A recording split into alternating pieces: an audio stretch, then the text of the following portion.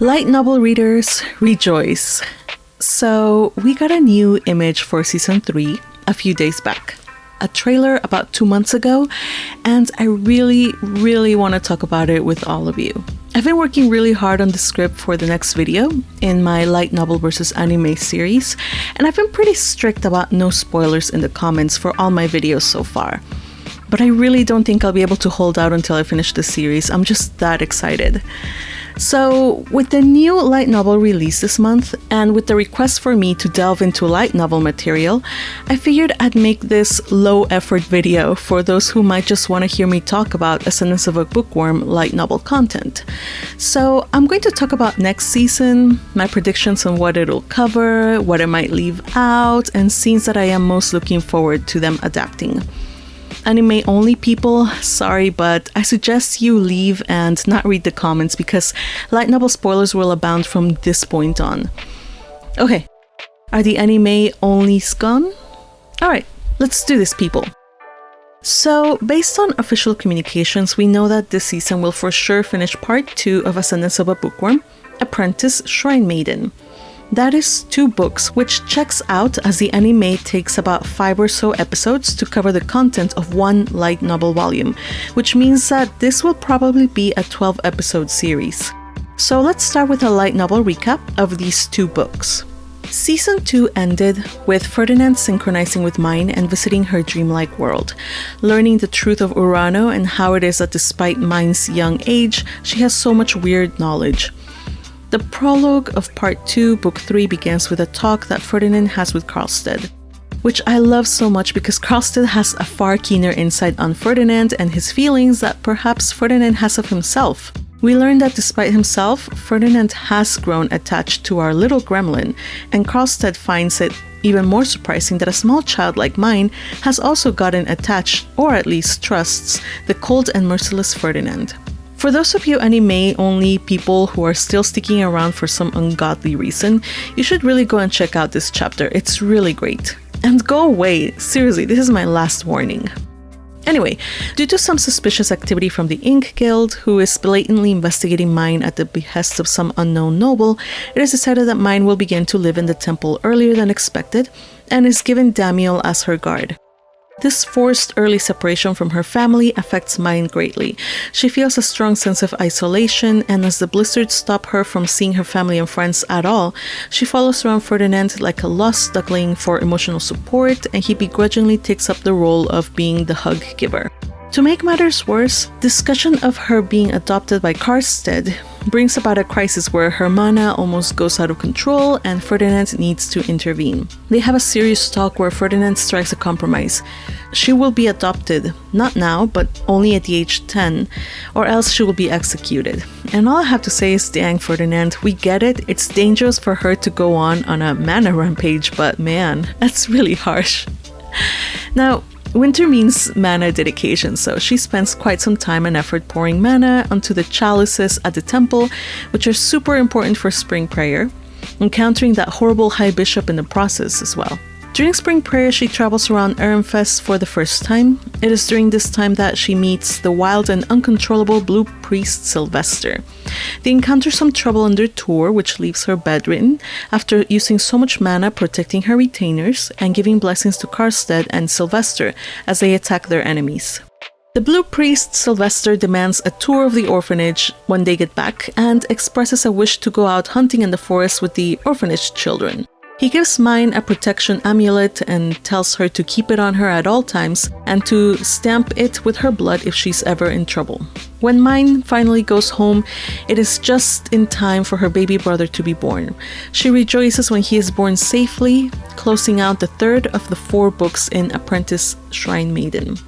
Now, before talking about the final book and delving into the big conflict, I may as well mention now that these 2 books also go into the progress Mines Gutenbergs are making in developing and advancing the printing industry. Johan finally presents letter types which make Mine pass out in sheer joy and made Benno and the others realize that this newest invention is going to change the course of history. We also meet Zach, another blacksmith who excels at designing and inventing things, and who also becomes a Gutenberg. Finally, in her quest to make illustrated children's books in color, Mine meets Heidi and Joseph from the ink workshop and also makes them her Gutenbergs. Now, trouble begins when an abandoned baby called Dirk comes to the orphanage, and Mine puts Delia in charge of his care, saying that Delia will now be Dirk's older sister. The trouble is that Dirk has a devouring. Delia freaks out when she hears that Ferdinand is looking to make arrangements for a noble to adopt Dirk, and even though Mine tries to explain the situation and show her that it is for the best, Delia ditches Mine and goes back to the service of the High Bishop, who lies to her and has Dirk sign a submission contract to the evil Count Bidenwald. To the evil Count Bidenwald. Mine and Tully barely escape a kidnap attempt thanks to Damiel and Gunther, but a hurt Mine is carried back to the temple. She uses her blood to stamp the amulet Sylvester gave her, hoping that it will somehow magically bring some kind of help, but nothing really happens. Once they get to the temple, they run to Ferdinand's office, but that blasted Arno turns them away, saying that he's not there, leaving Mine alone to confront Count Bidenwald and the High Bishop without Ferdinand's support or help. Delia realizes her mistake and realizes too late that the bishop not only lied to her but also means to harm Mine. Mine refuses to sign a submission contract with Count Bidenwald, and when he attacks her, she has to defend herself and those with her. When her father is hurt, she attacks using mana. Chaos ensues. Pretty much everyone protecting Mine is hurt. It's at that moment, when it's just Mine versus Count Bidenwald, that Ferdinand shows up. He'd been in his hidden room all that time, unaware of what was happening outside. Thanks to the fact that Mine stamped the amulet Sylvester gave her with her blood, Ferdinand sees that he can swoop in and confront Count Bidenwald for his crimes, and tells Mine to make a protective shield around her and her people. She lets in people who do not wish her harm into that shield, including Dirk and Delia. Sylvester arrives once Ferdinand deals with Bidenwald, and it turns out that he's the freaking Archduke and that the amulet he gave Mine was an adoption contract and she's just sealed it with her blood and is now his adopted daughter. Mine has no choice but to go along with his plan for the sake of protecting her family. She becomes Rose Mine now. Her family comes to a temple for their farewells and to sign the magic contract that says that they will no longer be family or treat each other as family anymore. And in a truly moving scene, Rose Mine gives her family a huge blessing before passing out. Mine is proclaimed dead, and her family go back home to a funeral with their neighbors. Everyone is brokenhearted, but they retain the hope of still being able to interact or see Rose Mine, even if it's only as business relations, and each of them look forward to living up to the hopes that she has for them and the blessings that she bestowed on them.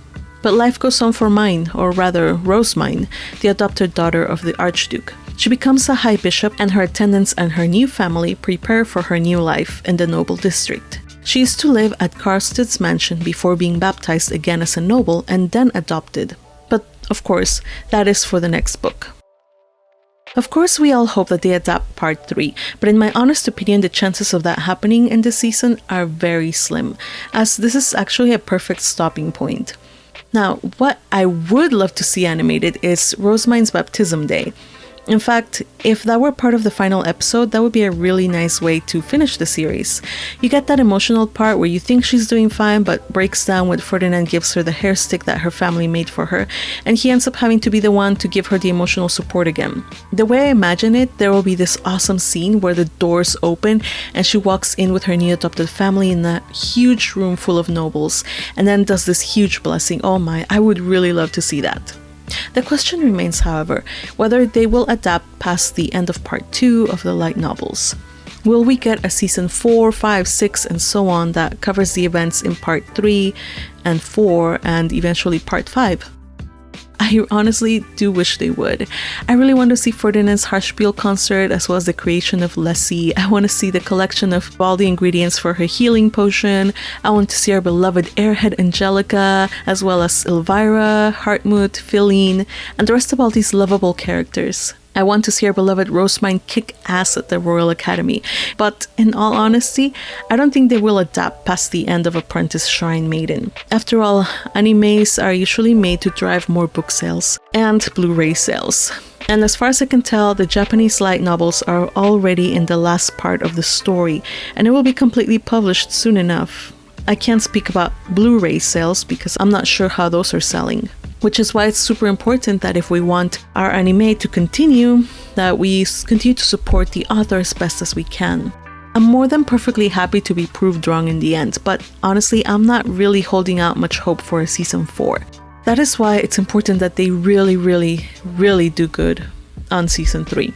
Of course, we won't really know until the very final episode. If they do a montage during the credits of how she thrives in noble society and how she grows up and goes to the Royal Academy, then that will be a huge sign that, folks, that's it, that's all we're getting. And I tell you, if that happens, even though I expected, I will still throw my laptop across the room and curse at the anime industry that gives incredibly low-tier and trashy fan-servicey isekais a bunch of seasons and money for action scenes, but doesn't give quality stories like this one the chance to be fully adapted. Okay, so anyway, rant aside. Let me know if you agree or disagree with me in the comments, and tell me what would be another way to end the series. Now, there are several scenes that I'm looking forward to because you know there will be some really fun moments in this season. We already got a sampling of Sylvester's shenanigans in the trailer, which I really look forward to seeing in their entire context. I want to see him be a nuisance, and I want them to animate Sylvester's day out in the woods with the orphanage kids, because that was hilarious. And please, pretty please, don't make this into flashback stills. I'm begging you. I would like to see the scene where Benno and Ferdinand bond over having to be the ones to keep Mine under control, and also Camille's birth. I expect it to be heartwarming and comical as Mine demands everyone to wash their hands to lower the risk of infection. And I also look forward to Mine going crazy when she receives the letter types, and then Benno and the rest brushing it off once she does indeed collapse, while Damiel freaks the hell out. I want him to animate the scene where Mine brings Ferdinand the cookies he loves the most, and he teaches her the etiquette of dining with nobles, where you have to poison test food first. And speaking of food, I also look forward to Sylvester trying Mine's food during spring prayer. And I want to see Benno's face when he recognizes Sylvester, when he is stirring the orphanage under the guise of a mere blue priest. I also want to see the scenes where Mine teaches Ferdinand Reversi and beats him, only for him to go all out and destroy her the next time they play. I want him to show us Heidi going crazy with the inks and the colors, cause that was so much fun. I want to see the beautiful start of Damiel's love affair with the Peru cake, which he tries when he starts working as Mine's guard. And that final epic battle where Ferdinand totally owns Count Beidenwald. And of course, I look forward to the huge blessing scene and her family's farewell. I fully expect to ugly cry. In fact, I need it. I need them to really get this part right. I do think that they'll definitely gloss over lots of things though, based on what we've seen so far from seasons 1 and 2. I think they'll skip or gloss over Rosina's coming-of-age ceremony, which might also mean that we don't hear the anime song that Mine gives Ferdinand to arrange. She says it's a song about togetherness and friendship, which to me sounds extremely corny. It would be awesome if they gave us a recognizable tune like from Studio Ghibli, but I doubt that will happen. They will probably also go much too quickly through the invention of the printing press, but I do hope they don't gloss over Zach and his competitive spirit in trying to become the Gutenberg, because that was a fun little joke on him. I'm curious how they will show the scenes where Mine follows Ferdinand around all depressed and he gives in and gives her hug sessions during that depressing winter. However, in the past seasons, they have always skipped chapters that talk about life during winter, so I'm sure that most of it might be glossed over, with the exception of the dedication rituals, which is a shame because it's during her time in the temple that she and Ferdinand start being hilariously bantery with each other. I do not think they will go into detail with Fran and Arno's past history with Sister Margaret, as this is a kids show, but I'm pretty sure that they will show Arno being a little jerk face and purposely having Mine encounter the High Bishop during the dedication ritual. They will probably skip the chapter where Mine teaches her people how to make crepes, and how at Rosina's advice she orders a few pairs of shoes, because that would be much too slice of lifey. They'll also skip a bunch of the preparations for the Italian restaurant and the talk about training waiters with the help of the grey robes. And I think off the top of my head, that's all the things I think that they might skip. And those are all the things that I think they might cover. They would do well to adapt as much of the source material as possible though, but who knows what they decide to do in the end. All I have to say is that this anime deserves all the love and care and attention that they can give it, and I can't wait for April 2022 when it's finally released. So, you just heard what I had to say about upcoming season 3. Now I want to know what you all think. What do you think they will keep? What do you think they will cut out? How do you think they will choose to end the final episode? Do you even think that they might do a season 4 or 5 or 6 and so on? Let me know in the comments. And before I forget, web novel readers, no spoilers for anything that has not been officially released in English yet. Other than that, everybody have at it. Throw all your spoilers all over the place. Alright, I'll be back next time with my usual programming. Until then, take care everyone. Bye bye.